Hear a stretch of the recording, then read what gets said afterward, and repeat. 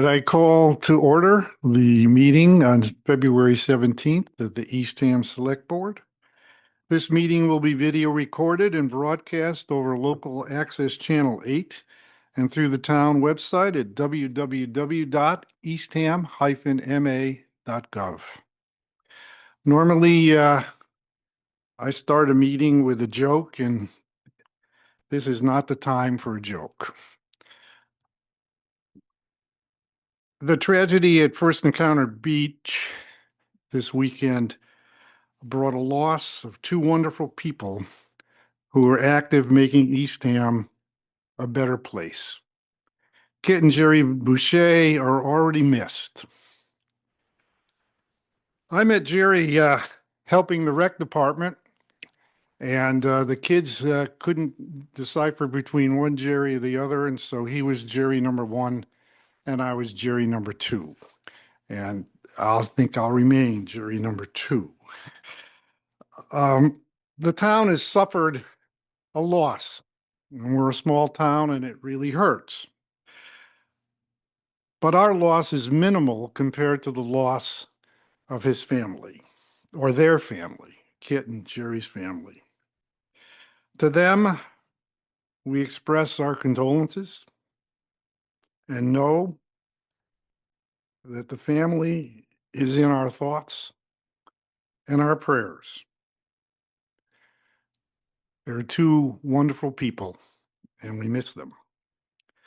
I want to take this time to thank the first responders from other towns and the Barnstable dive team that came to the aid of Eastham during this time. It is truly appreciated. To our own police department and fire department, you did us proud. Over a physically and emotionally draining time, which is continuing. We thank you. And to the two officers who risked their lives trying to save Kit, you are heroes. We are glad you're safe, and we are so sorry that your heroic efforts did not reach the conclusion you hoped for. You are in my thoughts and my prayers as you process these events. And final thank you to all. I will want to give the select board a time to respond, but I promised Jamie Dimitri, who cannot be here today, that I would read her statement. So this is from Jamie. My heart goes out to the individuals and families impacted by this weekend's tragedy in Eastham.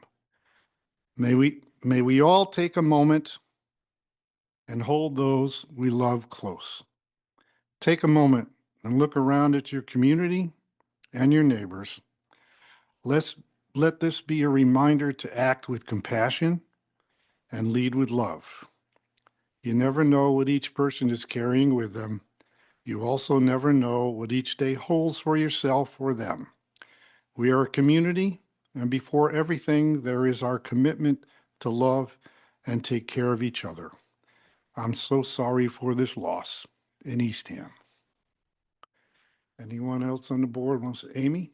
Yeah, it's an unimaginable tragedy, that we suffered last weekend. And I was away when I first heard the news, and I knew it was bad just by the first couple texts that were sent. And as I read more and more,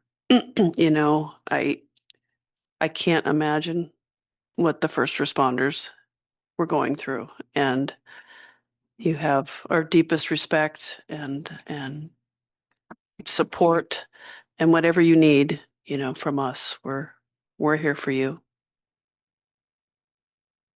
Bob? Yeah, what's already been said is right from the heart, and I feel the exact same way. I'm sure we all do.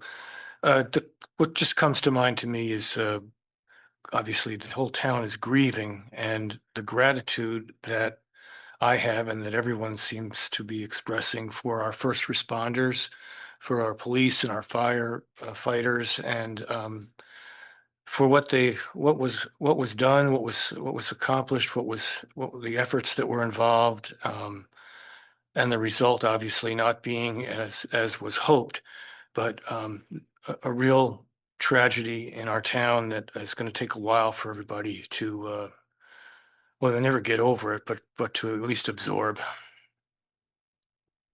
Suzanne, anything?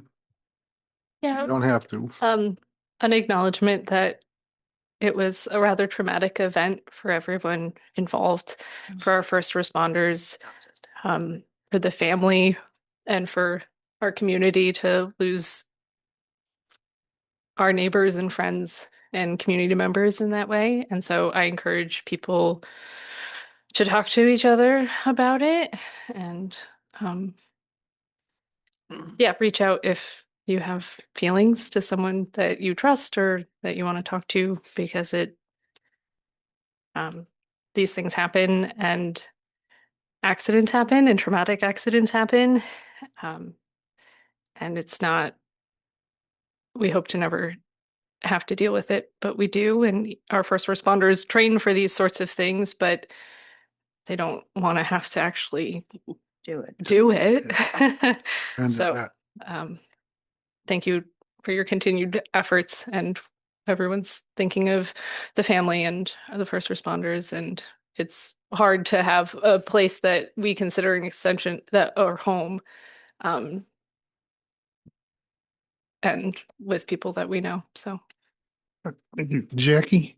The only thing I wanted to add is, I know Jerry expressed support for the county and other town resources that have lent support to our fire and police teams, but we also got a call from Senator Sear this weekend, and the state dive team was also with us and supporting us. And I just wanted to thank Senator Sear and everyone who's helped, because it really is a huge help when we can get these specialized services in quickly. And the only other thing I was going to mention to the community is that Health and Environment Director Hillary Greenberg Lemos is trying to arrange some free counseling services that may be available for drop-ins for at the library and some other locations. So we'll be getting back to you with information about that. Thank you.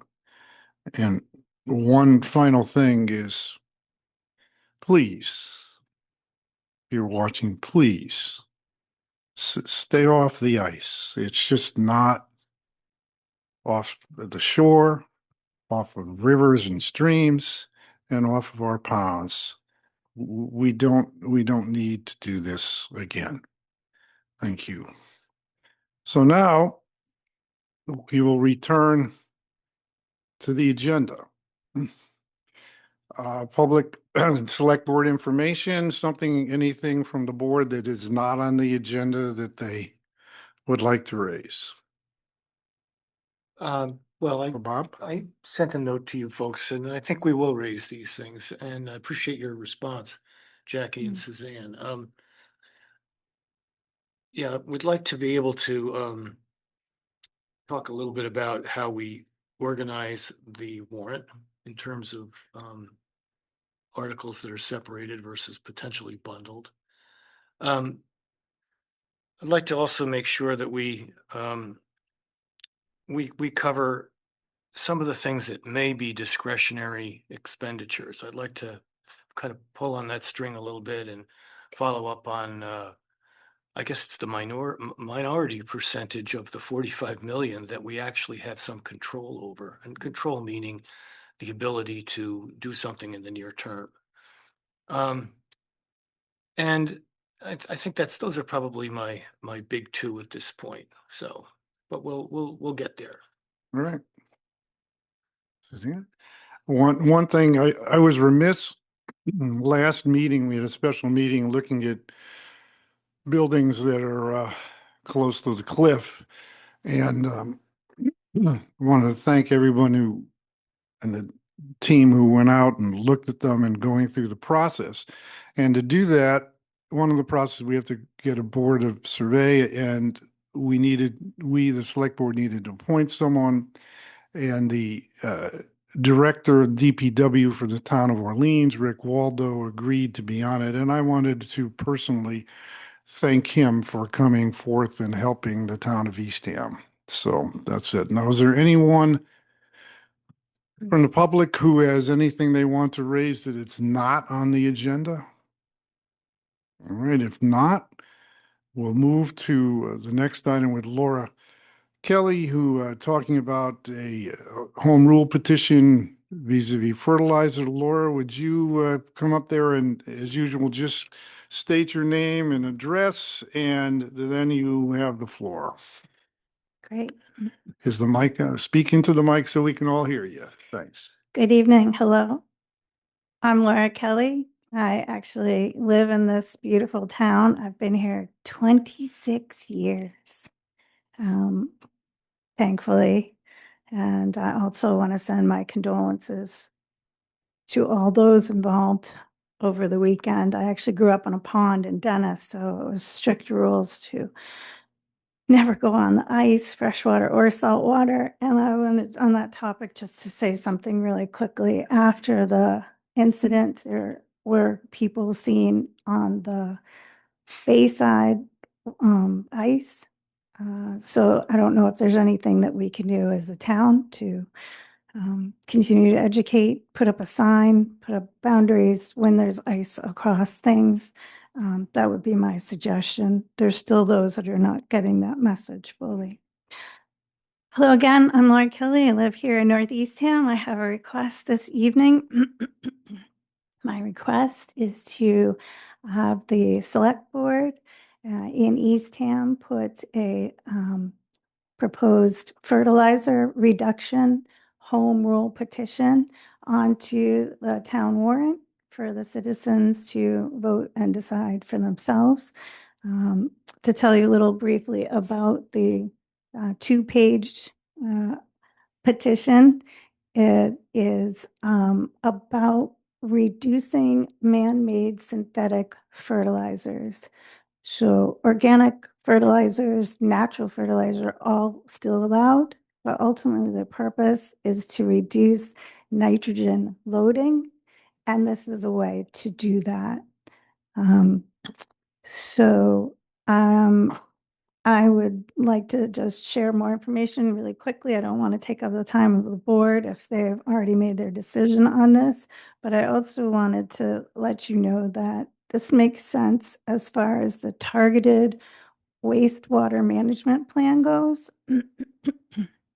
Fertilizer reduction is a sound way to reduce the nitrogen input in the waters in Eastham.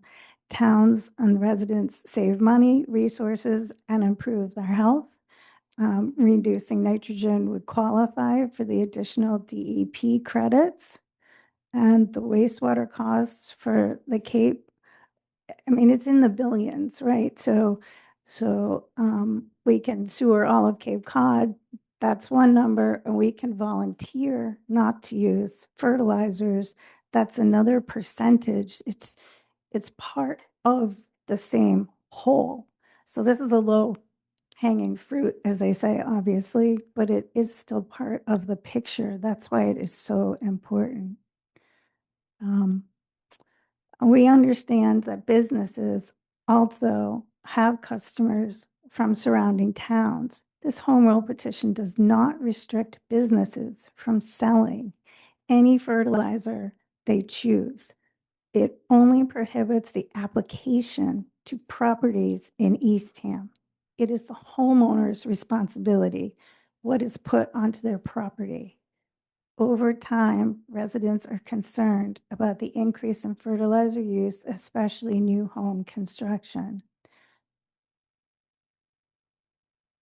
Leaf compost is what is the greatest way to, this is generally speaking, feed your land, whether it's lawn, gardens, trees, grass.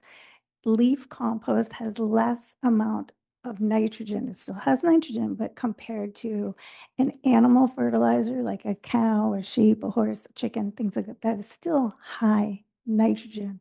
So we're really hoping to lessen the TDMLs by having this language. Orleans passed this in October 2022. It lasts for 2 years. These petitions, the home rule petitions, last for 2 years at the State House. So Orleans has resubmitted January 25. That is current Bill H994 for anybody at home that wants to look that up. Wellfleet passed the same language, fertilizer reduction, October 2025. That is Bill H4191. And just last week, February 10th, Truro Select Board members voted unanimously to put this language on their spring warrant. So I'm hoping more towns get involved to send a stronger message to the state legislature that these restrictions are necessary to help protect the health and integrity of our surrounding waters and environment, and ultimately ourselves here on the Cape. Fertilizer is the second biggest contributor to polluting our waters. As individuals, we can volunteer not to use these products instead of waiting for a bill to get to the governor, to get signed, to come back to us. We all know that we can start this today. It saves us money. It costs the towns and the taxpayers nothing. And it increases our tax credits. And we can start immediately. So it's a win-win. This home rule petition has support from dozens of organizations, notably the Assembly of Delegates, the county, Barnstable County Commissioners, the Cape Cod Commission, APCC. And one quick quote, the Barnstable County Assembly of Delegates says, quote, despite efforts of community education to reduce the use of fertilizers, their use has only grown over time. So having this home rule petition be allowed onto the town warrant by the select board members is the ask tonight. Thank you very much, Laura Kelly, Northeast Town. Any questions? Thank you, Laura. I have one question to ask, and then we'll go to others. I may have a couple of others on. In passing this, if it goes through and it gets signed by the governor, and we then have the petition to be able to create it, how do we enforce this?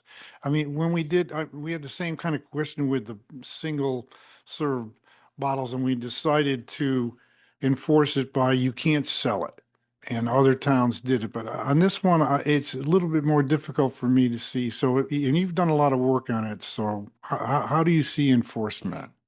At this point, the governor will be letting towns know whether a town appoints somebody. Orleans has volunteered to say that they will be appointing somebody to be in charge. What does that mean? We don't know yet. If the governor says the first offense is and the second offense is $50 and the third offense is, we don't know this until the state tells us. So each town gets to decide for themselves how they wish to move forward. I personally don't see a fertilizer police out there, personally. I think it's a sort of a thing where it is a law and we abide by it. There's a stop sign. You know to stop at a stop sign. That's the right thing to do. You do it. And whether we need to have these fines in order to stop at stop sign, we get to cross that bridge. It's a valid question, and there is no exact answer until the governor tells us.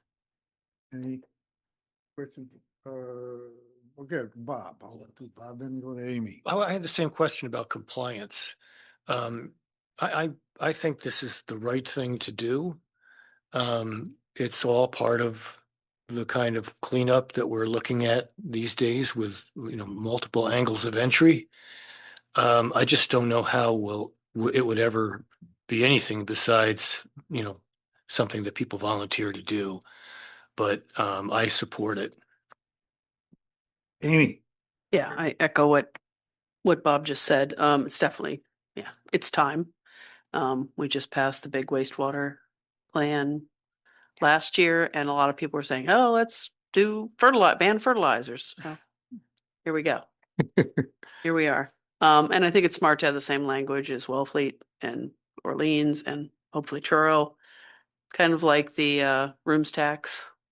Enough of us out here start banging the drum.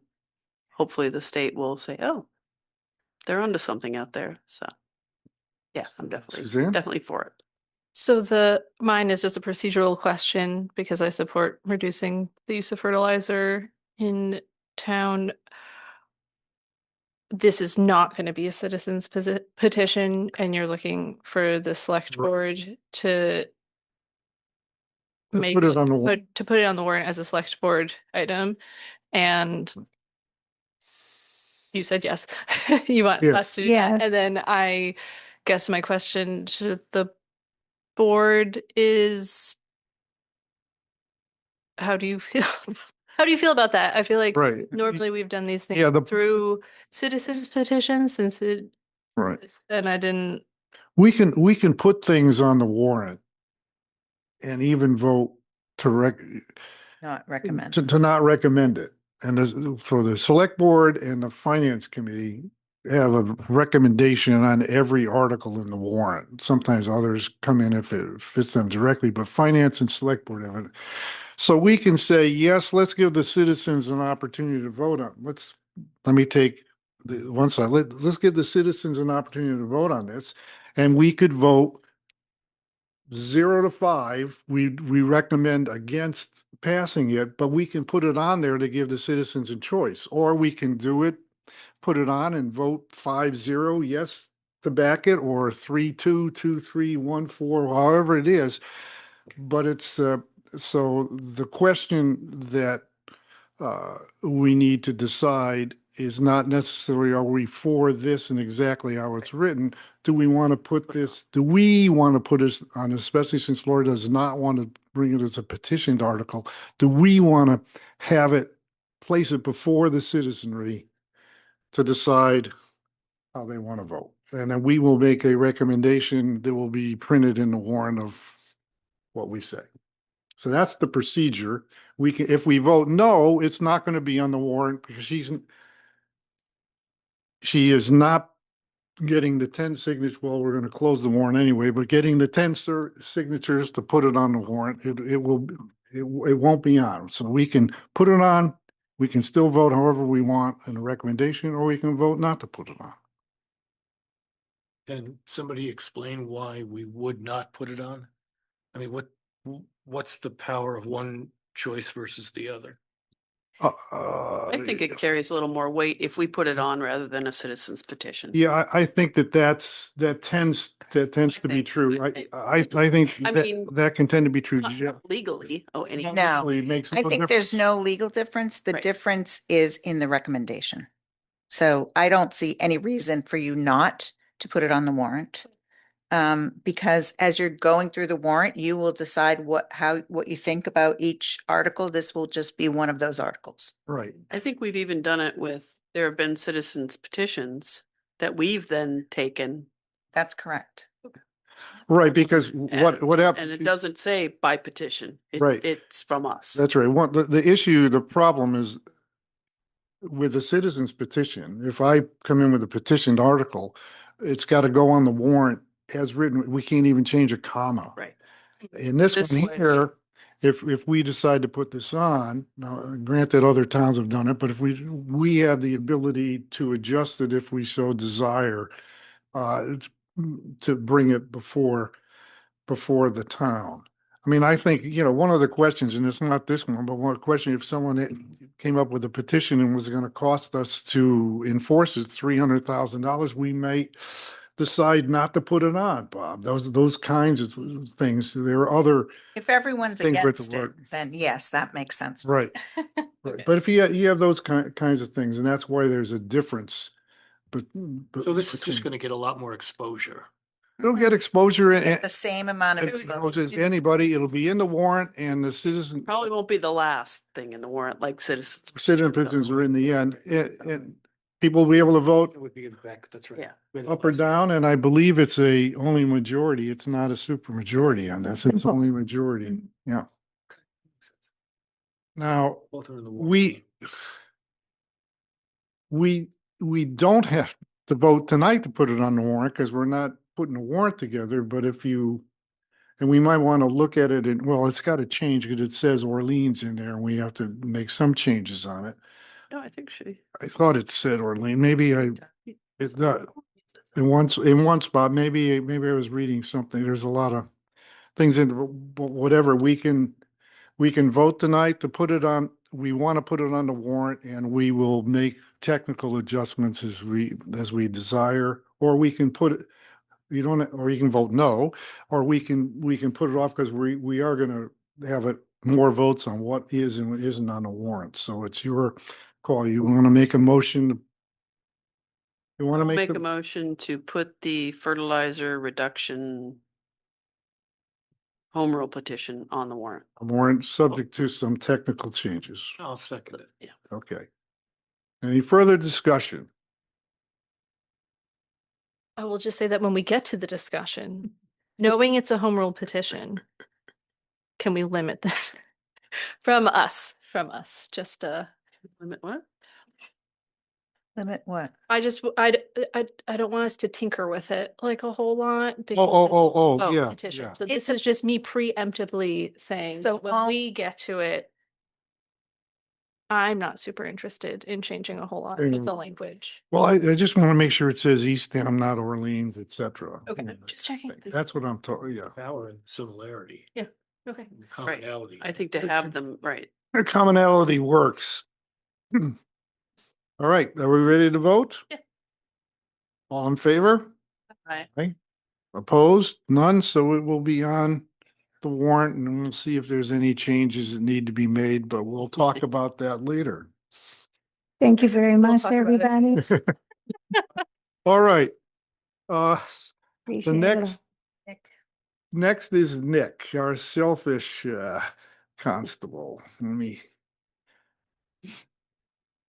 Aquaculture license actions. Yes. So Nick, make sure you're tall. So put it up so you can speak into it. All right, there you go. Good evening and thank you for having me. The Department of Natural Resources respectfully requests the Eastham Select Board review and vote if needed on the following aquaculture topics. For aquaculture expansions, Mr. Samuel Carpentieri and Miss Darlene Moore request to expand to B2, a 1 acre parcel in our Boat Meadow aquaculture development area. The licensees applied for a 1 acre expansion. However, upon review, the Department of Natural Resources is favorably recommending them for a 1/2 acre expansion to B2. Aquaculture license issuance, the issuance of site N65, a 1/2 acre parcel in our Nauset Marsh estuary aquaculture development area to a Mr. Michael O'Brien. Mr. O'Brien is first on our wait list and a current licensee in our Boat Meadow ADA, having B17 East and B18 East. We have 1 aquaculture license relinquishment. Mr. Isaiah Hilferty has requested to be removed from site N61, a 1 acre parcel in Nauset Marsh. As for aquaculture updates, a 3-month update on site N64, a 1/2 acre parcel in Nauset Marsh that is licensed to Mr. Christopher Horton. I conducted a site inspection in January and happy to report that it is compliant, especially for our winter season. So Good. That's wonderful. On that one, we wanted to try and get it fixed and it Yeah. looks like it is. That's wonderful. All right. So let's, each one, your recommendation is a request for the 1/2 acre expansion for, Sam, Carpentieri and Darlene Moore. And they are here. And they're here. Do they want to speak to that? Okay, if you Sam, you can go stand up or you can sit there, make sure the light's on. Just pointed out, we didn't know them. Oh, Oh, do you need a motion? wait, this is the public. Oh, I'm sorry. I did not follow the proper procedure. So stay right you there. can sit down and enjoy the seat in the spotlight. There you We go. need to open a public hearing. Oh, this is for fees. Oh, sorry. Do we ever? Oh, we is need it to- it's at the top. The We- pursuant to on MGL the chapter first page. 130, Yeah. the select where is board it? will hold a public You hearing. want to read it since you're Yeah, reading? Suzanne. Go ahead. Public hearing on February 17th, 2026 at 5:30 in the Earle Mountain Room of Town Hall and by remote participation concerning the following aquaculture licenses. Do I need to read all of them? Yes. So, okay, for every line, Samuel Carpentier Hearing. and Darlene Moore, Okay. Michael O'Brien, Isaiah Hifferty. Hilferty. Hilferty, and Christopher Horton. All right. Whew. Now we're there. Now I opened the public hearing. So now we're there. We will incorporate what you said into the public hearing, so you don't have to repeat it. Sam, you're on the hot seat right now. Yes. So, while I appreciate natural resources, additional expansion of a half acre, we originally requested, full 1 acre of B2. And it was cited from natural resources. The reason why they didn't favorably grant us the full acre site was due to some non-compliance issues in the permitting process. I didn't know if you guys got the packet of what. Okay. We did. Okay, Yes. so originally this site kind of goes back a couple years with a hearing on 8/23/2024, where the site was going to originally go to a someone on the wait list. The other neighbors in my area on B 21 West is where we have the half acre. That we could not move into 21 East due to the presence of witching grass. So I got the staff memo on that one. And there was a hold on that vote of B2 at that time, saying that this should be held for an existing grant holder. And under a following constable, Stephanie Sykes, she had me or us apply for 21 East anyways, just to see if DMF would change any of their rulings on witchy grass. I have a letter from DMF saying that, it still holds, the Right. grass is still present. So what I'm hoping for was that, the non-compliance issues that the natural resources brings up as far as proper licensing within the town's guideline, it was impossible for us to have those licensings because we were still in the permitting process with the Department of Marine Fisheries.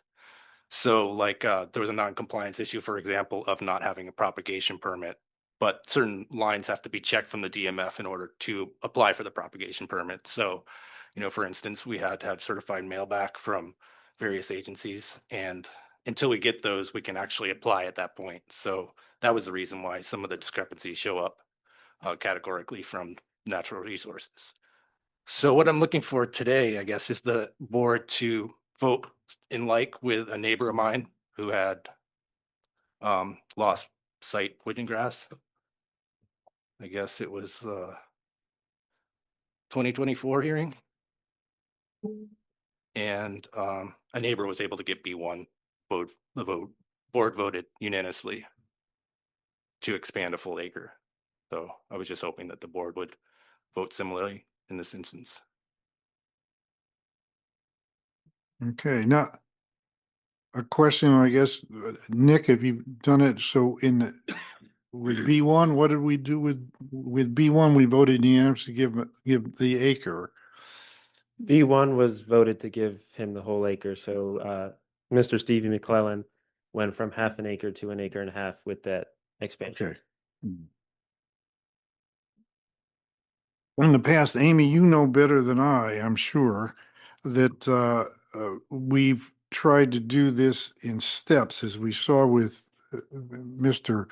Horton. We want things to be productive, and we want people to be totally successful. Mm. So a lot of things that we try and do, and is to take it in steps. And so go for, instead of tripling the size to double the size would be a step. And I think that's one of the things that I think is generally been in the minds of the select board. We want success out there in those flats. Yeah. And we don't want to try and we don't want anyone to be overwhelmed and therefore not be as successful as they could be. If they do a step and then the next year or so take the other step, is a better way to grow the aquaculture that we have and to make sure it's successful, and not have hearings like we almost had earlier this year where we would have to forcibly take one away. So those are the things that we consider. Any questions or other comments of what you have here? No, I think it's unfortunate that the Grass. 21E is not available. And Jackie, you mentioned something before about possibly DMF Yeah, I think looking. we can adjacent ask to 21W, not can ask DMF to come out and look at maybe a strip in that area, maybe adjacent to 21 West or 17E or whatever. But I know that's a process that takes a while. So that's Yeah, that would be a whole permitting process, which we could do. It would just take a while, and a lot of agencies would be involved, from the U.S. Army Corps of Engineers to, DMF to us. May I add, one thing, what you mentioned, Jerry, about, incremental progress Yes. with grant sites. And I know that talking to other farmers out there, that's how the town had set it up from when they originally get their full acre, maybe on the, up to 2 acres is what's allowed out there. And sometimes, they'll offer a full acre site, but only give them half at a time. And hold the other. And hold the other half to go into, since we got our propagation permit, we've invested quite a bit of time and energy and money towards our sites. 2024 was about $10,000 in investments in seed and product, and gear. And then in last year, probably $30,000 was invested in that site between a really big push on seed. So if that proves, a serious advancement towards filling that up.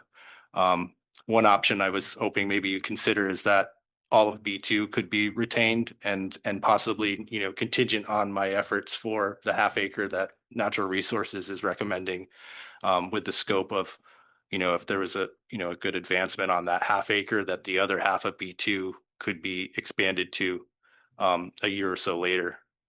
And that's a good increment for, a $20,000 to $30,000 investment per year for showing 250,000 seed per half acre.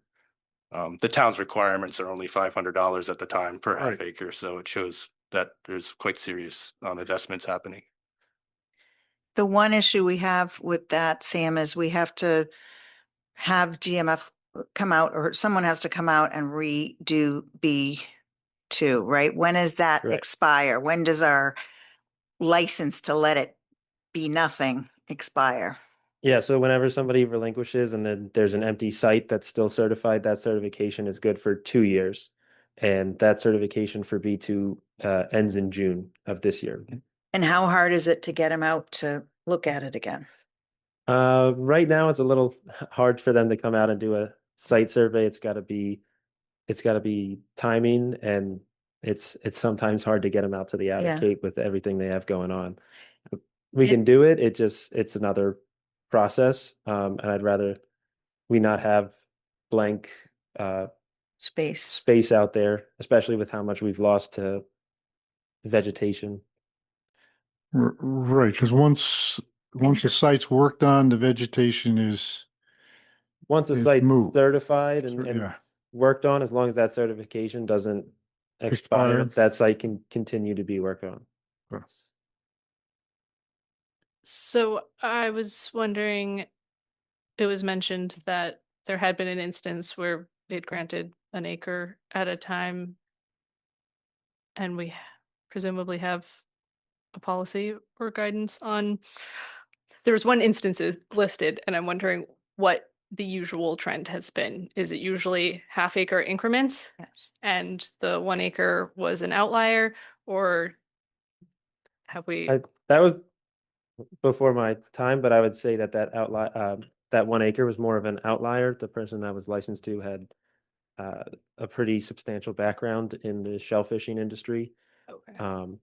And I think that played a role into it. Okay. Well, also, I've just maybe add to it as well is that it seems like once the 2-year period is up, wherever they're at on a half acre, they have the ability to expand up to 2. So it's within that 2 on that expansion. You could come to the microphone. Oh, If sorry. you want to say things. No, not you. Sorry. Yeah, yes, sorry. You're already at the microphone. Okay. She's taking over here. Yeah, I am Kirsten and I live in Orleans, but we're Big Hairy Guy Oysters down at First Encounter Beach. So we know Sam. And I would like to cite an article from the East Coast Growers Association. It's from their newsletter, April 2025. They did a study and a review of how profitable it is to grow oysters. And the bottom line is anything under 2 acres it's not even a hobby farm. What I'm trying to recommend is you need to give this guy, I have been in the business for a long time. I've been in shellfishing a long time. He is serious. He's a hard worker. He shows up. And I have a lot of faith in him to be able to keep at this. He takes it seriously. Seriously, you need to give him the full 2 acres now. I think he deserves it. I think he's earned it. I'm not concerned about a waiting list. If you have pressure from people on a waiting list, then well, you need to we- tell them 5 to 10 years or whatever, Right, because I we- don't think a lot of people are going to be moving. hold on a second. The request is for an acre expansion. We don't Further have 2 expansion. We don't have 2 acres. Okay, well, give them as much as you can give them.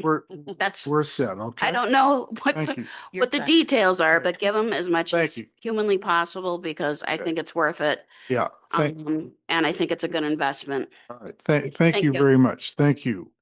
All right, so the request was for B1 and 2, excuse me, B2 west and east. And we want to, and you're recommending, Nick, you're recommending B2W, is that it? West or east, yeah. West. Either one. Oh, either one.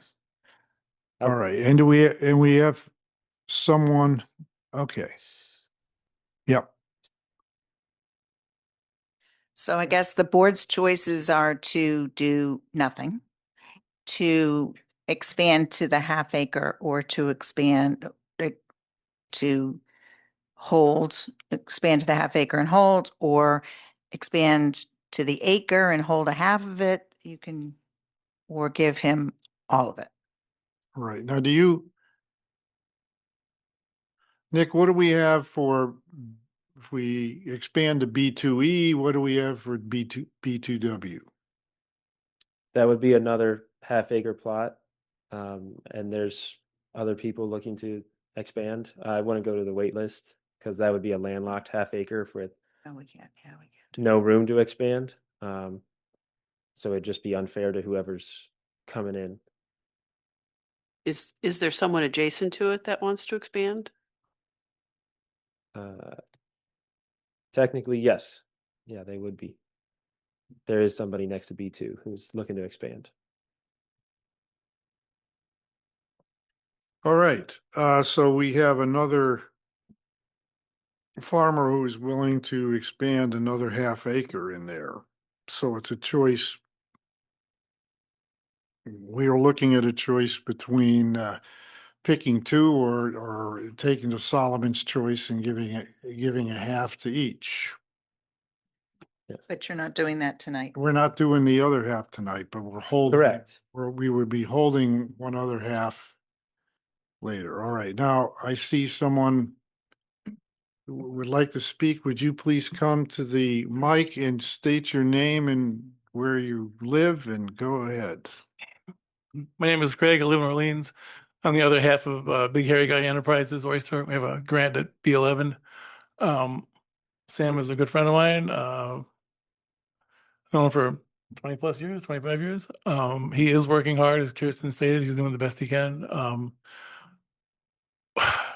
To split B2 and give half to someone on the waiting list doesn't make any sense. Not a waiting list person. Okay. It's not a waiting. That's No, fine. no, wait a second. Well, Someone, I actually someone wants actually- to expand. I requested an expansion for half an acre. I was offered an extra acre multiple times. I said no. I wouldn't mind an extra half acre, but you know what? I might have, if I'm lucky, I have 5 or 6 years left in this business. He has 30 years left in the business. I'd rather see him get the full acre. I would support it in a heartbeat. I have a lot to say. I wrote down a lot of stuff, but I guess I just want to say I support Sam. I'd rather see him get the acre than me get the half acre. I'm not sure if someone else had a request for the half acre. I don't know who Nick had for a list, but I did ask him once before. All right. Okay. Thank you. I appreciate it. Mhm. Okay, does Can I anyone? make one simple comment? Sure, go ahead. I've brought the subject to this this board before. The town of Eastham used to have a Shellfish Advisory Board, and it did some decent work. And it disbanded. I'm not sure why, but it would behoove the town to have a Shellfish Advisory Board. I did request it about a year ago. You all agreed, said, yeah, that'd be really great, but it hasn't happened. I think that it would be a really big advantage to have a committee that can work on topics just like this. So it's not all on one person. No offense to Nick, he's doing a great job. He's out there a lot. He's doing the job he's supposed to be doing, which is awesome. Thank you. You could use a committee. Right. Thank you. That's not on the agenda right now, but I appreciate it. I appreciate that. Thanks. Okay, is there anyone else has anything to Laura? Hello, Laura Kelly. I just wanted to say really briefly that I actually know Sam. We've done business in the past for building. He's a builder in our community. He works interior design and is efficient, is every day is on top of things. So I just want to address his character. That All right. part I do know, and it's 100%. So All right, so my vote is yes. Thank you. This isn't not a character point. Sam's okay. He's here. Great guy. Yeah, he's here and I'm he's sure they fine. flattered He's every doing day. his stuff and I haven't pressed the trap door yet on him, I so. was looking for the It's button a okay. while ago. I couldn't find it, so. All right, anyone else in the public want to speak in this public hearing? Nick, did you have anything you wanted to say? I can just provide a little bit of clarification. I think Sam is right that there has been some problems with propagation permits. I talked to the state DMF and they confirmed that it was problems with their system. They were rolling out a new system, so they kind of got rid of the deadlines that were not reflected in the report I have. But apart from that, the site was issued to Sam and actually to Darlene Moore in 22, and then it kind of stayed empty. There was not much progress with the first invoice for seed in 24 when Sam was added to the license. So Sam has been working the site for the past year, and that's what we like to see. But the site just does not have maybe the site productivity that the department would like to see to have a full Full acre acre. expansion, All right, which is why we came forward with the half acre All right. recommendation. thank you. Anything else? All right, we will close the public hearing. So now we can have a discussion on the board on whether to, Amy? Yeah, so I think it really is going to come down to the fact that there's other people with half acres that want to expand, and we're limited as to how much we have to offer. We've lost, Can I offer a slight? I believe the people looking to expand don't have a half acre. They have at least 1 acre, if that oh, okay. helps Yeah. inform your decision. Do what? Thanks, Nick. That's Thank- be honest of you. Right, Yeah. yeah. Okay, I But didn't someone- realize that. I thought- Yeah, but others want to expand, so Yeah. it's an expansion. Yeah. So But we are limited. I mean, there's, we're limited in We're what we all- can do yeah. at the moment. Yes, we only have so many acres we have that can be farmed. So Bob? can I just get a clarification on this? Yeah, So the normal course of events is to grant another half acre. This is an incremental process Yes. typically. that's By normal. the way, I'm not expert in this, but it's just Yeah. I'm questioning for agreement. Right. So that's typically, I guess, the MO. But that's within a time frame though, too. Right. Okay, Yeah. Yeah. and then obviously you want contiguous space in these parcels, so you. This is already an odd situation because of that grass. That grass really, Yeah. really caused a Caused- hitch. Right. And so that's why we've held B1 for Um, fallow for a year because of that. My question is, if this is a request for expansion, are all requests for expansion handled at with the same priority, or is there a sequence to this? So in other words, is this gentleman up for expansion and he's up first? Well, So as we much as he, promised him half of B2. right, but as one. much as he wants, No, 2. Sorry. Me too. Sorry. does he get? Not trying to give away Craig's. Is everybody treated as equal in this thing? Or is this now his turn? And he gets to get what It's we it- would think is the appropriate amount to give. If I can answer, Nick, I think it's his turn and he is due a half acre. He's Or- made progress on his half acre. Or at He's least, due. a half acre. He's due his half acre. He wants the full acre, and I understand that. I'm not speaking against you. I'm Right. just clarifying. Right. And I can also show you the similar instance with my neighbor, Stephen McCullen. He had 17, B25 East. He's 2 plots next to me. This was last year, 2024. The board voted for his expansion from a half acre to a full acre, giving him an acre and a half. So that's where I'm here today, is to see if the board would vote similarly. Is that it kind of set the precedence on him losing half acre to Widgeon Yeah. grass. I'm next to him. I lost a half acre to Widgeon grass. The town said, we'll give you all a B1 full acre. So that gives him 1.5. And that was within his 2 years. So after 2 years, you can move up to 2. So that's like what I'm here for today. So that was the exception to the rule of half acre increments. Right. Because Yeah. B1 was a full acre. It was not a subdividable parcel. It didn't have B1 West, B1 East. So We, go ahead, for Suzanne. procedural. So, Um, let you guys do- Yeah. Um, and this is mostly just for the procedure is we had typically given half acre increments. In one instance, we gave an acre increment. If we do another acre increment, it does set a precedent, and I would prefer it if we had a policy and mostly stuck to it, because otherwise we have then deviated from the previous half acre increments to full acre increments, and I feel like it will increase the likelihood that people will come and be like, I would like a full acre expansion. And I appreciate the comment to know that the previous policy that we had, or practice that we had with the half acre increment, does not meet a viable market standard for profitability on behalf of our growers. And so I'm not entirely sure where to go with that, other than I'm inclined to support our staff in the decisions that they recommend to us and to acknowledge that we had been doing it one way. We made a couple exceptions, and are we prepared to like Right. change the way we Kinda do that? interesting. Also understanding that we don't have more space to offer people, and I'm not. Can I ask Nick something real quick Wait a- about this? Well, no, right it, no. The public hearing is closed. We're all Okay, I'm set. sorry, So I'm we're- sorry. It's us talking, Sam, sorry. And Okay. making a committee is not necessarily the easiest thing in the world, but this feels like a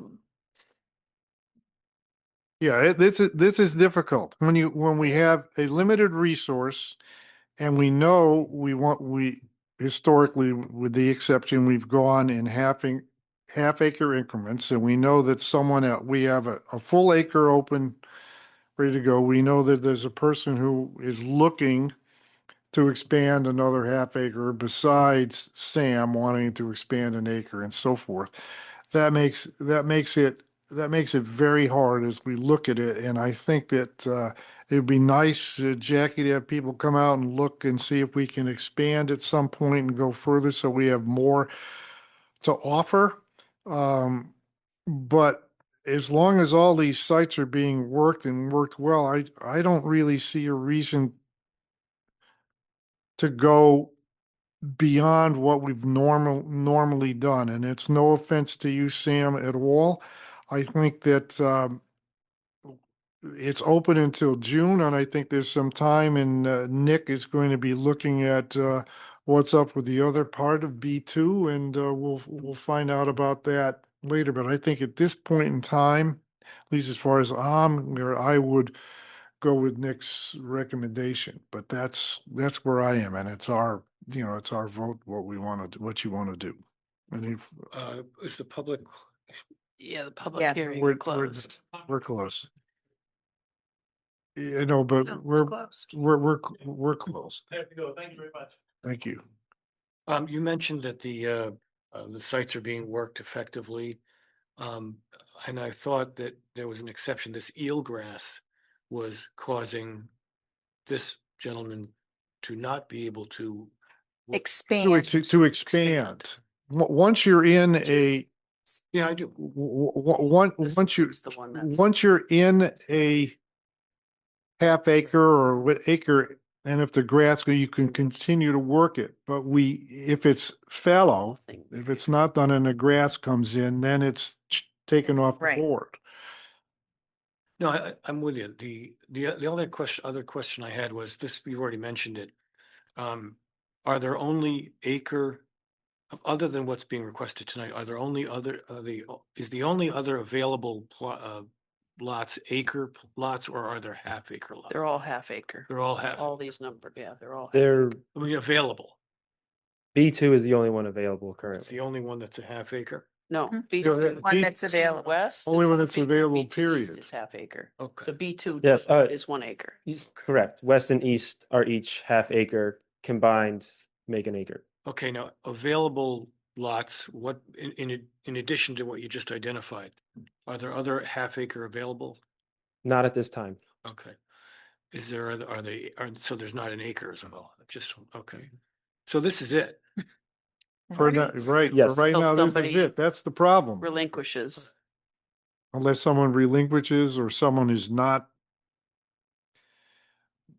being productive on it, not doing it, and we take it and we remove it. So really what we're doing here is if we, the way I see it, okay, so far, if we give Nick the acre, I agree with Suzanne that we could be going down the road where this could be asked every time people come before us, and that's probably not a good thing. Mhm. On the other hand, we want to give, and well, before that, we also want to give everybody a fair shot. So in other words, if there are multiple people who want to expand, and there's only so much to go around, then we really need to, I think, keep the pie segregated and give something to everybody who wants it, at least as much as we have in the parcels that we normally give. So that's kind of where I am. I think that's basically where I am as well.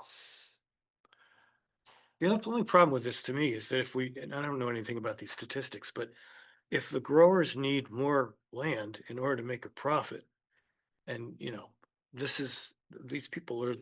a coastal community. I mean, we've Mhm. got somebody That- sitting here That's right. trying to earn a living and raise a family and we- have some fun along the way. I mean, We also have a limited resource, Bob, like everything is limited. And it's limited to 2 acres maximum. Yeah. So there's really. Yeah, but we don't even have that. That's the problem, is we don't have it right now. This land is also under, I mean, I don't mean to go into it now. I'm sorry that I am, but the Nature Conservancy and this town of Eastham dispute the ownership of the land underneath this.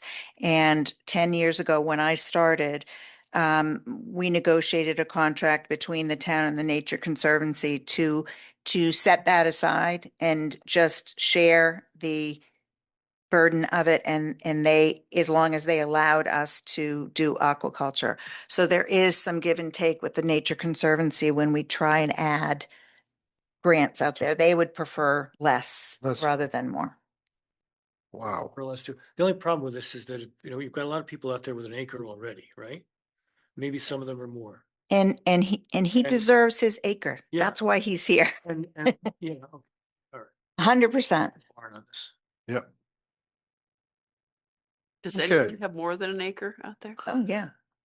Yes. And if we don't give them the amount, it may not come back for years. Correct? I mean, because these parcels don't open up very frequently. Right now, you're only talking about this one parcel, and Nick is recommending a half acre. Nick is not currently recommending that the other half go to someone else. So that's why I added the 4th piece. You can set it, you can set that half acre, give him a half an acre now and set aside that half an acre for him for later.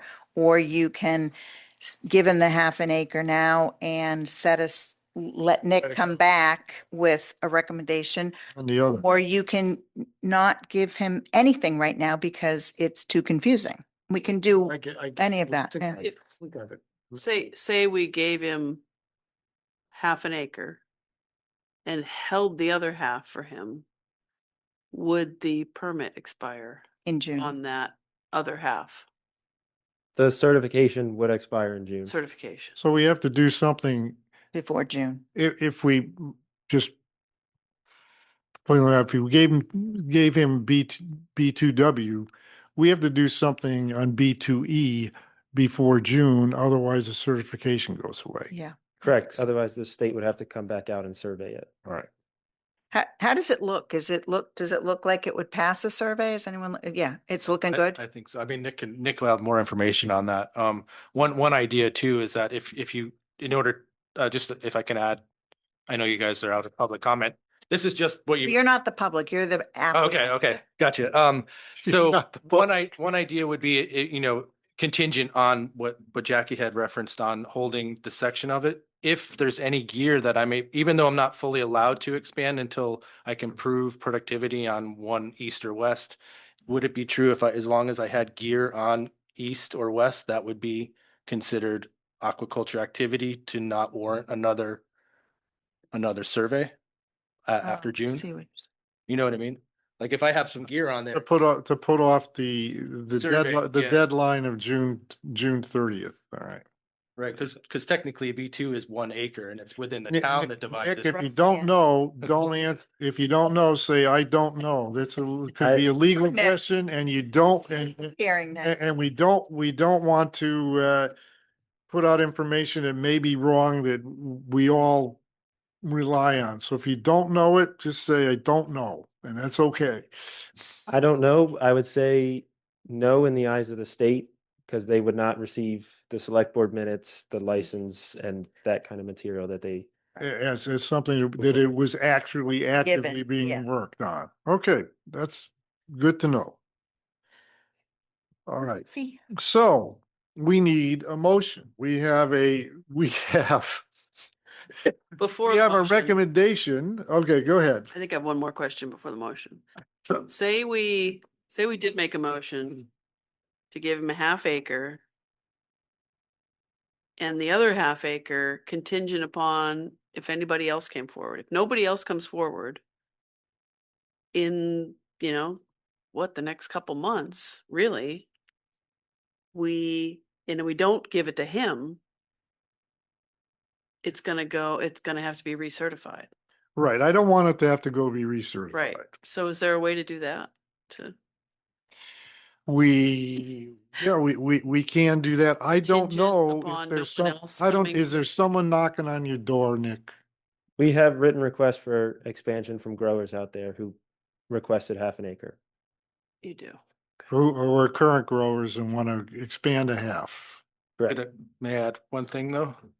Just brief question to you on that, on the expansion request, how much do they have currently? Are they pursuing 2 acres total at this point, or would that be? This would not bring them up to 2 acres. Okay. All right. That's a good question. So I don't like any of this, but You have a headache. You have a headache, I know. Cannot also because I decide. don't feel like Mine's bounced. like we have to make the decision, and I don't necessarily like. You don't want to, I understand. I don't want to, and I don't necessarily feel like I'm the best prepared to do it, but I'm wondering, you have other written requests, but they didn't finish the paperwork for it, or you don't have a half acre to give them. They haven't started the paperwork because I haven't had a confirmed half acre It's all over to the give place. them. Okay. I have another thought. Question, please. What, have you have a another question? Try No, and I- I- try. I mean, Adam. I know you guys. Hold on, Really Sam. important I question. know. You didn't, Nick, what do you, do the people who are looking for this expansion, do they already have an acre? Mhm. I mean, Yes. Okay. All right, so they would go to an They acre go and to a an half. acre and a half. And which- Sam's Go to an looking to go acre to and an a acre and a half. Right, Yeah. okay.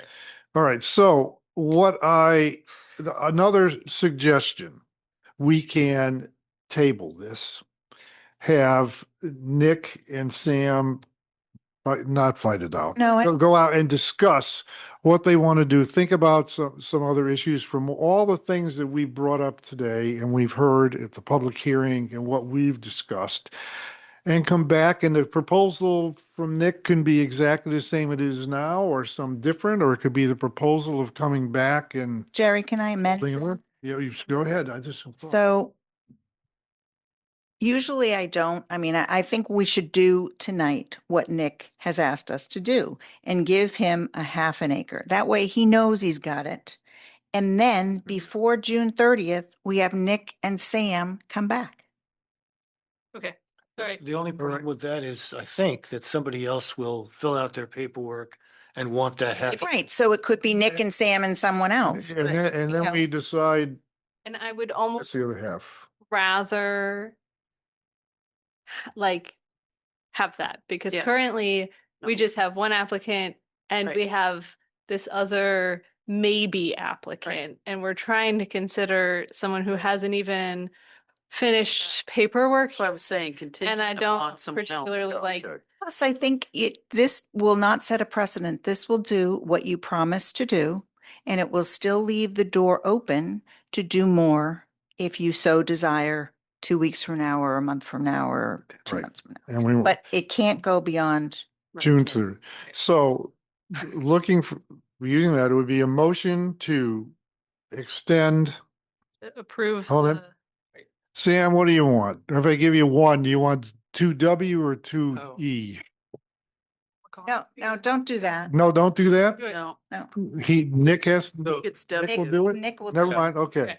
To grant Sam 1/2 acre expansion and to have Nick come back before June with a recommendation On that. on other- what to do with the other half of B2. Okay. Okay, so those are, one of those is, okay. Motion to approve the half acre expansion. That's really all the vote should be. Yeah, The is other, to approve the half acre expansion No.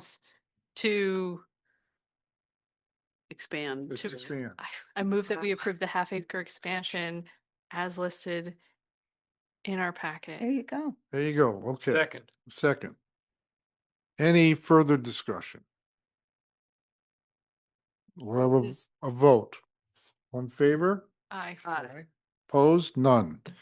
Okay, we're done. Sam, you have a half acre and we'll probably see you before the summer. So Nick, This our it's been tough. You've been standing up there. What you're doing is He's gonna great. be more. It's a great job. No, but I want you to tell you on this. It's a great job, what you've done, and this is a tough thing to do, and we appreciate it very, very much. At least I do. Very much appreciate it. Yeah. Too. Thank you. Yeah, all right, so you have some other thing. Go ahead, let's do, The next item would be the license issuance of N65 to Mike O'Brien. He's first on the wait list on the Nauset Marsh side. do we have a motion for that? I'll make a motion to issue site N65 to Mr. Michael O'Brien. We have a second second. discussion? All in favor? Aye. Aye. Opposed? Aye. None? Sorry. That's all right. Nick, next. Mr. Isaiah Hilferty has requested to be removed from site N61. Oh, I move that we accept his relinquishment of his site at N61. perfect. Second? Second. Is he the only one on that site? There's another licensee that will Oh, there now be the is. sole licensee. So it's not up for grabs after? Correct. Okay. That's good to know. Bob, did you second? Yeah, I did. Thank you. Second. Okay, any further discussion? All in favor? Aye. Aye. Aye. Opposed? Okay. The other was an update. You've done already that. gave us That was that. just an update. We're done. Nick, well, Suzanne? I have a comment. I'm wondering if we could, as a board, if we are not going to have a shellfish committee, have some guidance for ourselves on the priority of this. I don't think there's any reason we shouldn't have a shellfish advisory board if you so choose. So let's talk about it later. Okay. Yeah, I just would But I agree. either we need to prioritize it or we need to hand it to another group Right. so that we don't so that this can be more streamlined for applicants and for us and for everybody involved. But you will always be the board Board that be- votes the licenses Okay. because this is part of the board, the select board's charge and duty. Okay. You cannot defer that to somebody else. Right. Well, Okay. Thank you, Nick. Thank you for your time. And next is another public hearing on the fees. Do you have that one? Yeah. What did I do? Departmental fees, and I think you're, Did I do with it too? are you going? Here we there's no go. hard names I though will in do it. it together. Pardon? There's no names in it, so I could do it. Right, no, I can. The Eastham Select Board will hold a public hearing on Tuesday, February 17th, 2026 at 5:30 PM in Eastham Town Hall in the Earle Mountain Room, 2500 State Highway, and by remote participation on the proposed FY 27 increases or setting of user fees, license fees, or permit fees for various departments. List of proposed changes have been available with the town administrative office and the town website. Okay, so I'm opening the public hearing now. Rick, are you the one who's going to? I'll just lead it introduce it. first? Every year we go through as part of the budget process, looking at fees, what's the cost of our offering the services we offer, and the rate of increase versus the fee that's previously been charged in the previous rate of increase. And then, of course, we go through and compare our fees to other communities just for a sense of reality, where we are in the marketplace. And so we have 3 departments coming in to suggest some nominal minimal fee increases. So the first one is DPW, and they have a recommendation for water rates, which you can discuss, but we'll have to convene a meeting as a Board of Water Commissioners at a future date to formally adopt, but we can talk about them tonight, and also some transfer station fees. So Kim and John, if you want to. Since it's a tag team, you might as well sit down rather than stand up, all right? Make sure the green lights are on.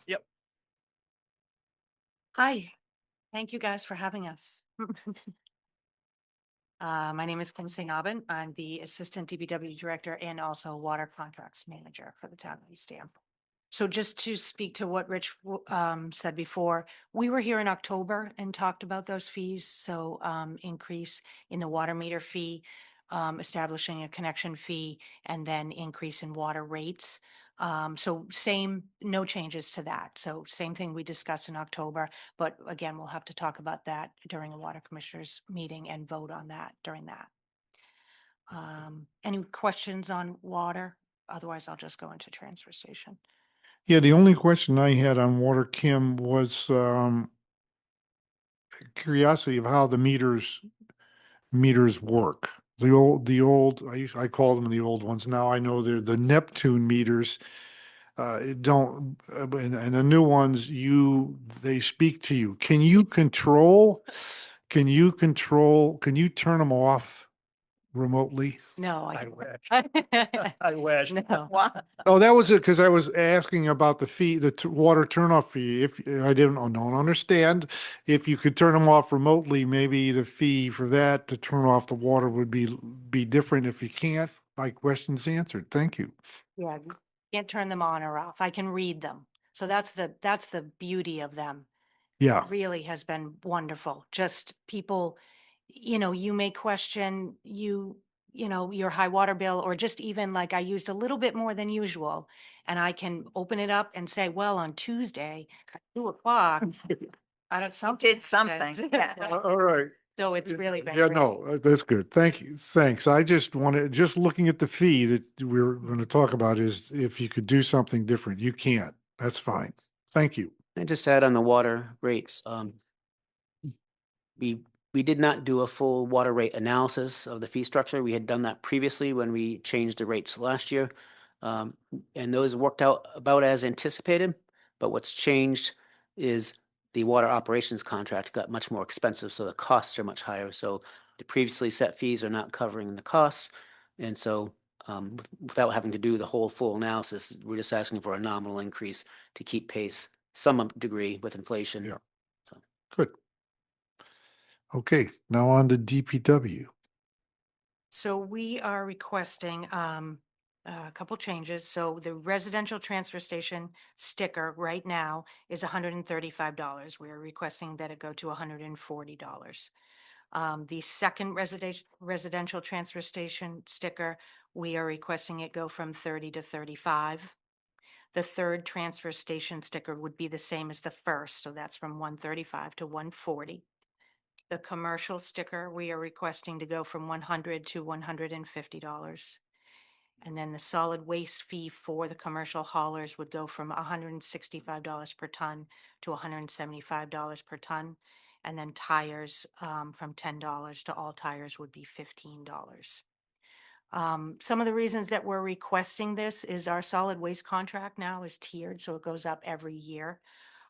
So for calendar year 26, it's $113.50 per ton. It will go to $120 per ton in calendar year 2027. Our hauler that hauls our solid waste will go from $600 to $700 per load in FY27. We continue to see an increase in paper, plastic, and cardboard. There was at one point that we were receiving money for some of these items. We are not anymore. We do have to pay for them. And then our C&D cost continues to fluctuate and go up with the market also. C&D. Construction and demo. Okay, thanks. Hazardous waste day fees, that goes up 5% per year also. So just to offset some of the burden of these costs, we are requesting an increase in these fees. Question on the recycling. Is it still cheaper than solid waste? Yes, yeah. So even including, I don't know where you have to transport it further or whatever, it's still, we're still better off if I put newspapers in newspapers and mixed paper in mixed paper, et cetera. And we're doing the right thing for the environment. Yeah, I mean, I'm doing the right thing. I know I'm doing the right, yes, I know. And silly question, how's was it Black Earth? How's the compost Compost. working? Is that working? Are they complaining or are our citizens doing well? They're doing well. They're doing better. We want everybody to do better. But it's going well. We increased, I don't have the number on the top of my head, but we did increase from last year to this year with Black Earth, so. Doing well. Every once in a while, I see what I think are plastic bags in there and I wonder if that's affecting the people and what's happening. They won't pick it up, so they'll come back and they'll send me a picture of it and they'll say, we're not picking up this week, and so. So we do Right. have to pick through it once in a while to get the bags out. Yeah, okay, that's something that's important. And tires, it's costing more to get rid of tires. And so that's where that's up there. Jerry, question? Yes, Amy. Just curious, how many third stickers do we sell? Christine. I can't be that many. Who would need 3 cars to go? I don't. Really? Some people really like to go to the Well, transfer station. I do. I do, but I have take my one car.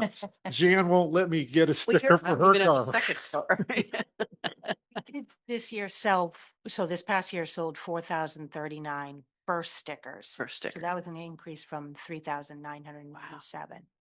It's good. Yeah. It is.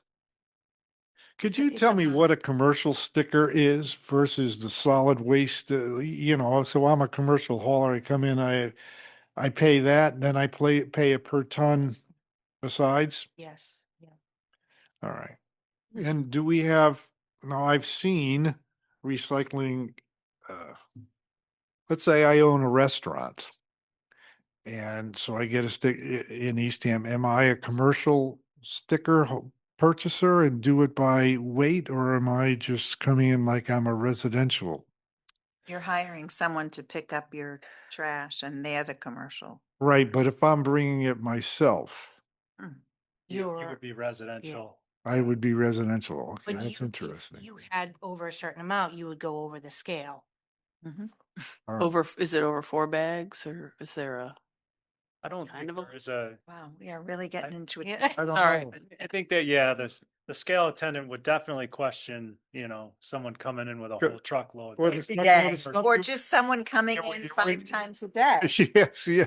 All right. No, it was just a curiosity question. Thank you. So now you need from us on this. No, we can't vote because I still have the public hearing is open. But this is what you propose. Any further questions for these fine individuals here? None. Not at the moment. You're dismissed for the moment, you. but hang around in case when we discuss it, we may have some other crazy Okay. thing. Is next Christine? Is she next? I was gonna ask Lisa in case she has to go, but, Yeah, Oh, Lisa. Lisa. Oh, Sorry. sorry. and she's got some I proposals. apologize, Lisa. Lisa, again, all the stuff we said in the beginning was thank you. Thank you. Thank you for your support.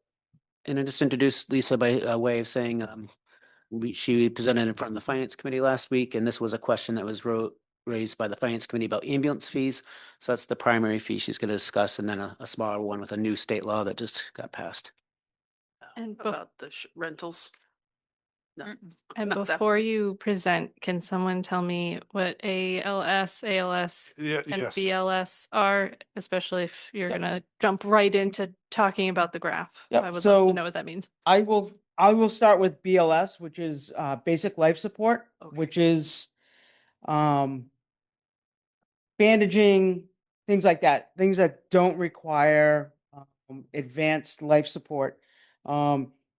The ALS would be what we would consider a priority 2 call. It's a ambulance call that would require advanced life support, and then an ALS 2 would be more medicines, more interventions by the paramedics in the back of the ambulance.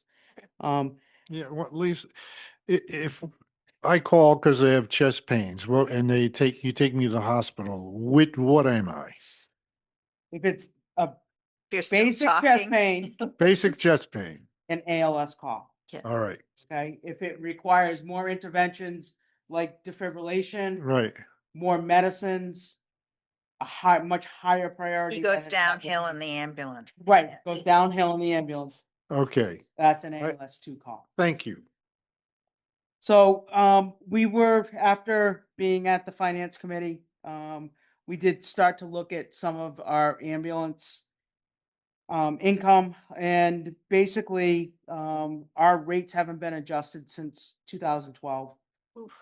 Um, Okay, as you look through this, It's you can still pretty see good. some of this, some of the billing is right in line with other departments and other towns. The top of the graph is the Upper Cape, and then the lower part of the graph is basically our Lower Cape, our neighboring towns. My suggestion was to go up on these, on ALS and ALS2. The BLS was a little bit more than the 5%. But ALS and ALS2 was a 5% increase. BLS went up a little bit more than that to keep us with our neighboring towns. And then the mileage also went up it was about 5%. The Medicare rates did go up, but they didn't go up that much. We have a great billing company that does do our billing for us. That's I think it's something that we need to look at. Our soft goods are going up all the time. What I have to put in those ambulances is just incredible. The amount of money for soft goods that we're paying, and not that we need to justify it, but I just had to purchase 3 new cardiac monitors. So the total cost for that was $162,000 for 3 cardiac monitors. The ones that we had were at end of life. And we basically had one that stopped working, and I had to get a loaner so that I could keep the 3rd ambulance in service. So with everything, cost is going up. Medical care is also increasing, and I think at this time, it's the right time to look at increasing our rates. And just especially since we haven't done anything since 2012. Yeah. That's a few years. That's before I moved to the Cape. Yeah, that's what I got from the ambulance company. I was trying to look back at it, but that's what I was able to get from the billing company. But we have looked at it before this and we have been in line. So it's not like Right, we were way off. now. Right, Right, everybody, and I don't think we're way out, but I No. think It's time. a 5% increase is not something that would well, looking at the other towns, we're not, with what you propose as an increase, we're not out of the ballpark on that either. Sandwich. Right in there. Can I just remind you all that these fees do not go to our general fund, they go to an ambulance receipts Good reserve fund. Right. And right now, that fund pays for the vast majority of their capital plan, which is, if I do the projections out many years, is gonna start running thin because of the cost of ambulances and vehicles has skyrocketed. And we do use $600,000 a year of the ambulance fund to supplement the general fund budget for fire salaries. We haven't been able to increase that in the last couple of years because we've been saving it for the capital. Rebel, right. So just to Okay. weigh in, right? Yes, you may. I think 5% since 2012 is perfectly acceptable. Yeah, it's lower than I would have thought, yes. And just to give you a little bit of an idea, for calendar year 25, we did total ALS transports of 583. BLS transports were 249. And we had no transports where it would maybe just required some medical care that didn't require transport of 601. So 1,400, just over 1,400 EMS calls last year. So How many ALS But two those- did you say? I don't have it broken down Oh. into ALS, 1 or 2, but 583 ALS calls. And those are calls where you end up going to Cape Cod Hospital, right? Correct. Yeah. These are not the ones you show up and say, oh, well, it looks No, okay, and you're. 600, that was 600 calls, but our basic life support ones were 249. So our ALS calls really, because of our distance to the hospital, Yeah, we have a higher number. Makes sense. all right. Okay, we will. Does anybody have any more questions? Because we can let, Lisa's been sitting on the beach for a long time this weekend Any to, public- we're still in the public hearing. We have one more to go, but you don't have to. Right, I did Sit have here. requests for a new fee for the department. It was the mulch storage. Yeah. Oh, yeah. All right, Okay. yes, yes. So, after doing some research with, some of the businesses up on Holmes Road, we did find, with discussions with DEP, there is a fire code for, believe it or not, mulch storage. Oh, yeah. And it's a permit that's required, of anybody that stores over 300 yards of mulch, of which we have a couple of businesses in town. This would be a new fee for the department. It would be a $50 fee. That's all we're allowed to charge for our permits and our fees. For this, and it does, like I said, it falls under the fire code.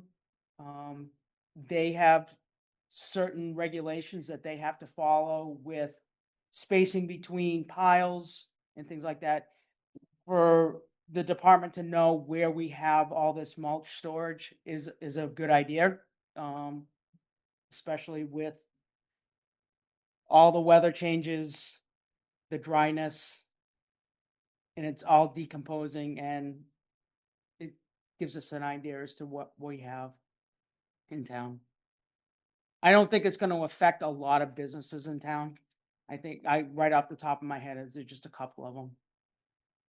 And it's an annual fee of $50 Yes, For the business. for the for business. the business, for the business. Yes, You want to start at April, question, April 1, but would that be, I do it April 1, I have it for fiscal 27?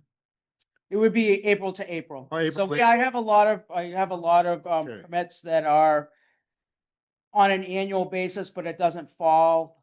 Fiscal year or fiscal calendar year. It depends on when the business applied All for right. their license. A lot of it is fuel storage and all of that, so all those dates change. All right. My admin has a graph and we know who needs what Right. permits. All right. Any questions for Lisa? All right. Listen, thank you. Thank you. And Thank Thank you. all your team. I will, Thank them. but thank you for your support. Is it now Christine's time? Finally. Sure is, yeah. Wait. Sorry, Christine. Wait.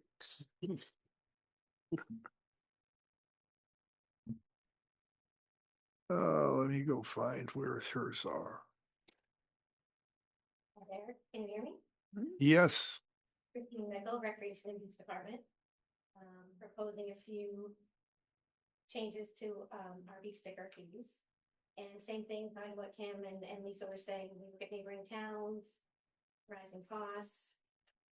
So some nominal changes here. The taxpayer beach sticker hasn't changed since 2010. So the raise That that- even beats the fire. Oh, yeah. So raise that. But then it's could be a new one for because he does with the.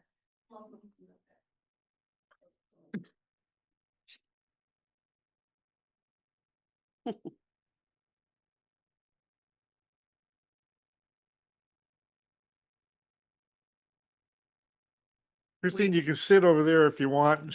A tight shipwreck here. Yeah. Just make sure the green light's on and pull it close to you. Green light is on. Okay, so back to the taxpayer beat sticker, raising that $5 and then doing what the DPW kind of does with multiple stickers. So not, the first and second sticker would still be the same, but then instituting a new fee for any third or more beat sticker to a certain household would go to $50. And we do have quite a bit of properties with multiple cars, multiple trustees. Yeah. The 1 week beat sticker, just recommending a $5 change, going from 120 to 125. The seasonal beat sticker going from 300 to 350. Those haven't seen any changes since 2022, and we tend to revisit the visitor stickers every few years. The grant holder one was instituted back in 2020, and this is to any non-resident shellfisher that gets a placard from us so that they can park where their grants are. When that came out in 2020, it was always the understanding that it would be the same price as the least expensive visitor sticker. So currently we sell a 3-day beach sticker for $75. And then just postage, because postage is going up. Yeah, no, yeah. It's 78 cents a pop. Pop. You're not, Even before the envelope. that's right. Okay. So now you've eliminated the 2 weeks. The 2 week, yeah. So we don't sell a lot of 2 weeks. I mean, maybe a couple hundred. We do sell about 1,200 1 weeks. So just having a one flat fee per week. So you can buy, 2 1 weeks. You can buy yeah, I can one. buy 2 1 weeks, or from here, 3 1 weeks, or I can decide 3 1 weeks. Would that get me to? That would get you the seasonal if you want. That would get me the Here more season, than like right, 14 but you get days. the season. Yep, that Alright. would go with the seasonal. Okay, any questions? I'm just, I don't think the numbers are obtuse or anything, but it's interesting that you've got a 4% increase on the 1 week beach sticker and a 14% increase on the seasonal beach sticker. How'd you come up with those numbers? Just the season is an 80-day season. So looking at if you were to pay $30 to go every day, that's $2,400. So just kind of making it and more than what a 2 week would be, so that somebody Yeah, I think it was the timing between the 2 week, right? Because if you right. buy 3 1 weeks, that's 375. Right. So you just buy the seasonal. So you buy the So season. it's kind of lining it up with that. And that's gone, so there's less context. I get it. Right. Mhm. Yeah, I think it's, just to weigh in again, I think it's good. It's a good idea. I'm just wondering if it's the numbers are the right numbers. Okay. I don't know. Who knows? But I think it's time to make, a little bit more. And I think they sound reasonable, except for that 14% increase, which doesn't have the context of the 2 week sticker. And I think what you'll see going forward is, we do have it on your calendar every year now as an annual recurring thing to revisit fees, which will make us, as part of the budget process, do it. And we are putting in a more comprehensive process. I mean, these are nominal increases for where we know we have cost increases far exceeding these increases. But there is something to be said for having a policy or some direction as to, we expect stickers and fees to cover X percent of the transfer station, let's say, so that you always are pegging it to some standard, right? And not just, because we are supposed to be charging fees to recover costs, not to make profits, right? Right, well, these are not, self-funding by any means, right? No. So what is the percentage on the transfer station? Does anyone know? Well, that's one of the things that we're going to be working on, but. Okay, so we're gonna. And actually, it's something I'm developing for some of your questions related to the Discretion. budget and discretionary type of thing. I seem to remember when we were looking at the pay as you throw, which I don't know how long ago that was now, maybe 6, 7 years ago. They were about half.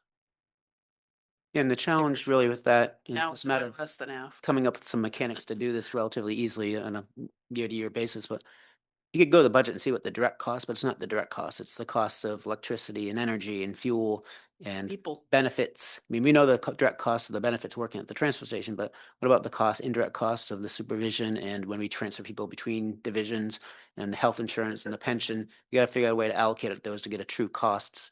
And so if you were to add all those things in, the cost of those operations would be a lot higher than what these fees generate.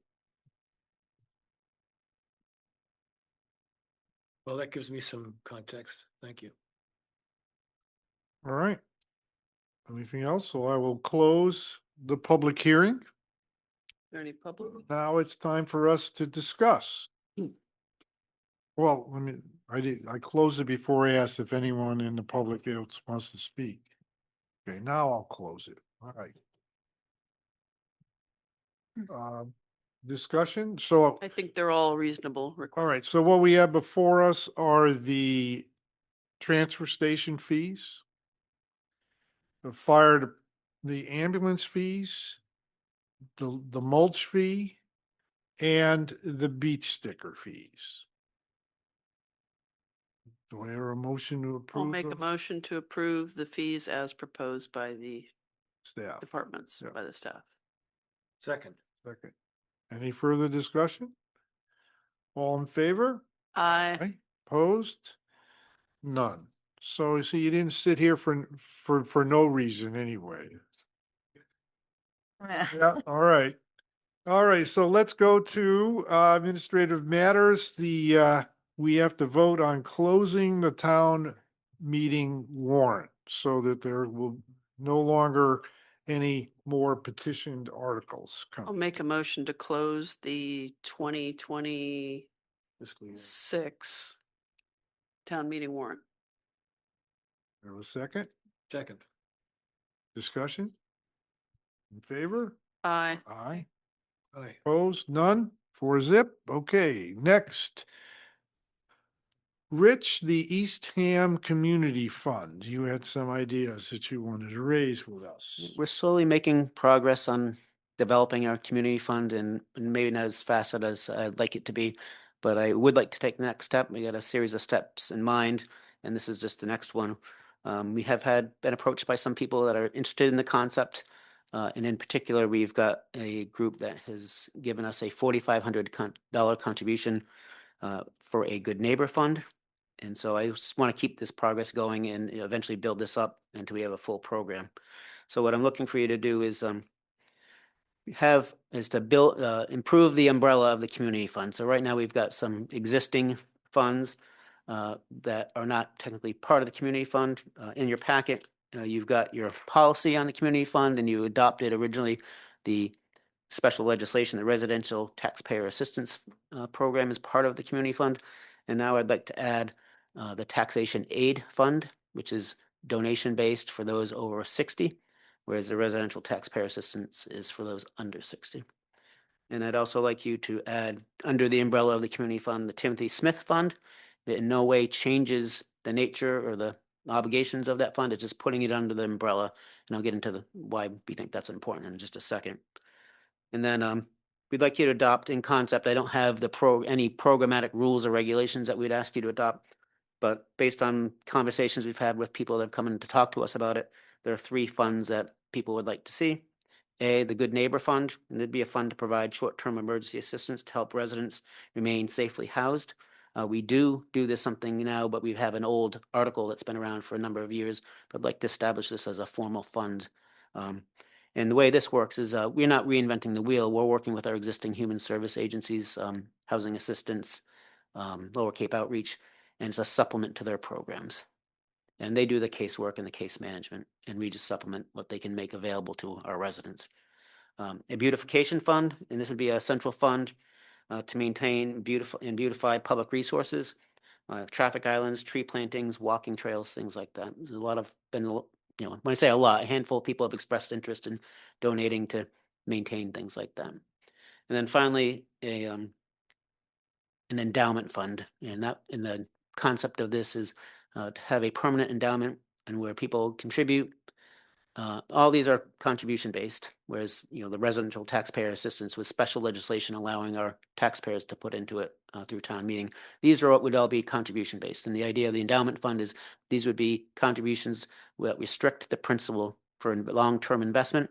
And then that income generated from those long-term investments would provide ongoing funding for all the funds that you adopt underneath the community fund.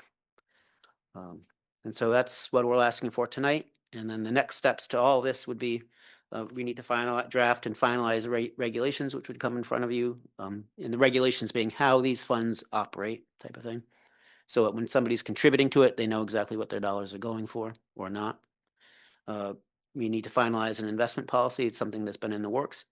And including appointing an investment committee. By law, the town treasurer is responsible for the investment of funds, but something of this nature, we'd like to have at least a small committee involved in that process. And then finally, once we have all those steps in place, we can start developing and marketing these and soliciting contributions and participation from the community. So how this works today is somebody can contribute to the community fund and that's what they've contributed to? There is no segregation of these types of No, we don't. targets for the money. We don't have a community fund per se. The community fund is the umbrella. So we just have the one It's the one fund. sub fund, and this would be adding, the two existing within that umbrella and then the three new ones.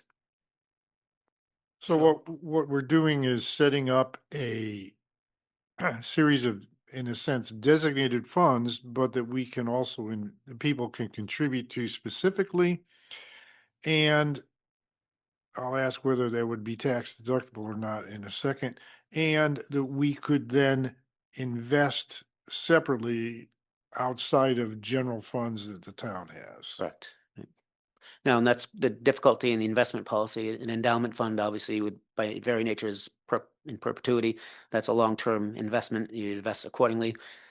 We would need other options for some of these funds that might not be long-term. If we only had $10,000 in our Good Neighbor Fund, we wouldn't want to put that at risk. And so it'd be a safer investment. So, building up an investment policy that accommodates different time horizons and needs is, the challenge in that. But that's what we're looking to do. And so you're looking for a vote today to establish that umbrella community fund with other funds in it. And then that's one step, it's established. And then we will go forward and fill in the blanks later Well, one, not quite. You've already taken the step to establish the umbrella of the community fund. Okay. So looking to add number Add one, things to it. add the two existing funds under the umbrella, and number two, create three new funds under the community fund. Right. Add the two funds and create two more within the umbrella that we established. Anybody have any other questions of Rich? How did you come up with these three specific targeted funds? Just in talking to people what they were interested in, what they thought would be important and supported by the community. And obviously a need. The Good Neighbor Fund, we get requests all the time, and it would be good to have a resource to supplement not only our, outside of the taxpayer assistance funds, if there's an acute need to pay a mortgage bill or an energy bill or get, propane delivered, we have a mechanism through our co-op, through our partnership with the nonprofits that we work with to support their programs, because they have budgetary limits on what they can do. And so this would be put them through their case management process, but then they can tell us after they've gone through that, what we could do to help them further than what they have available to them. Okay. And then the endowment fund is my idea. Just I would love to have a methodology, and I'm going to be very ambitious, I guess, in our goals for that. But I want a good amount of money in an endowment that generates income, so these things could be self-supporting. Yeah, I mean, I just was curious if because somebody else could come up with another idea and another fund, transportation or whatever. Yeah. I'm just wondering, When what happens when, well, these would be the targeted areas identified to the public who wants to contribute. Well, and to your point, if somebody came to us and said, we'd love to establish a fund for X, Y, and Z, we could do that. Yeah. And that would come back to the select board and say, yeah, we think it's a great idea, and we are going to establish that fund for these purposes. Or, it's a good idea, but, we're not establishing a memorial fund in your name for $1,000. It's just, it's too much, right? We've got things, and that's what happens is, historically, We have a lot of old donation accounts on the books, of Mhm. nominal amounts of money that really aren't doing anything. And they probably shouldn't have been accepted as, their own separate fund. And so if you establish these more generic funds, they can direct these small dollar contributions into those funds and hopefully make them grow and be worth something. Makes great sense, especially how you invest the money differently based upon the fund, specific fund. I think it's a great idea. Any other questions? So we have a motion.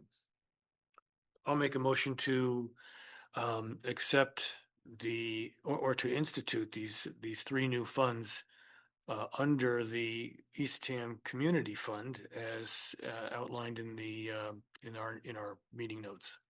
And to add And to add the- taxation aid fund and the Timothy Smith Fund. Oh, those were as part of this. Okay, good point. And And add those for a total of 5 target funds under the general Eastham Community Fund. Second. Further discussion? All in favor? Aye. Opposed? None? All right. Update on 153 and 157 Brownell Road. There may be nothing, but these are the close to the cliff properties. No new updates other than the service still hasn't been accepted to one of the properties, so we are moving forward with the Survey. Board of Survey. Board of Survey. And the other property was before the Conservation Commission. They've already acted and they're Wow. working out a plan with the commission. That's great. Yeah, because we're going That's to get good. another storm Sunday into Monday, so. I know. Cross your fingers. And just to warn everybody, there's a couple more houses that are getting kind of close, so.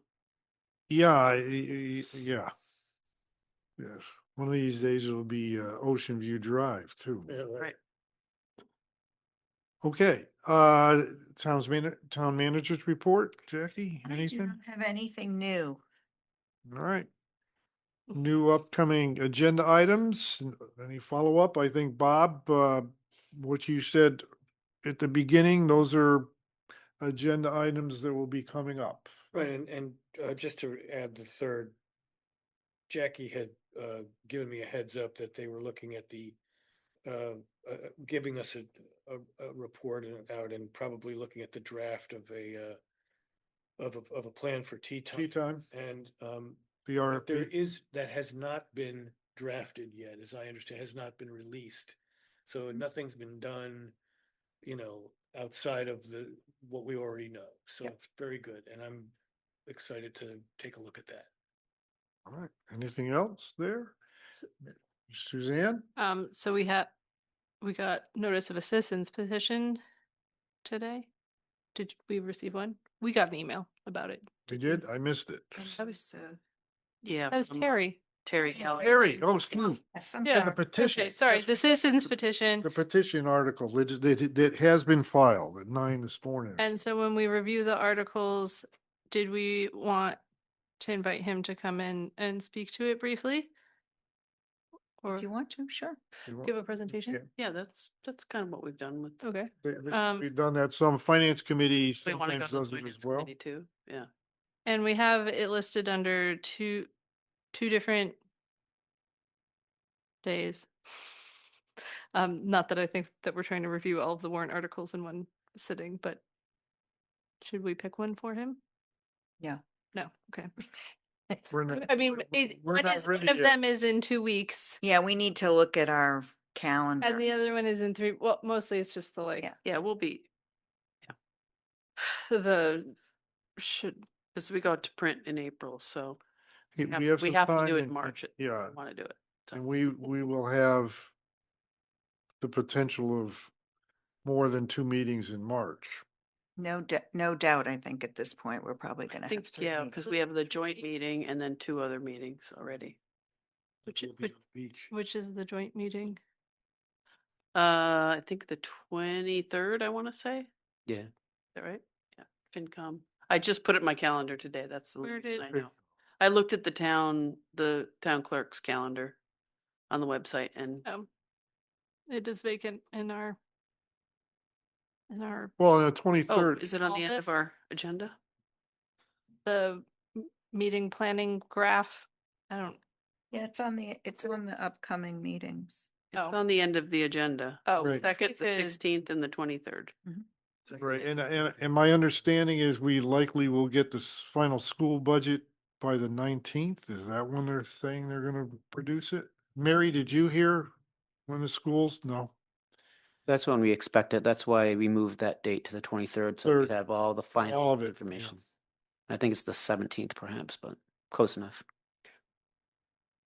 So that's why that joint meeting, we will have the full budget, including all the school items.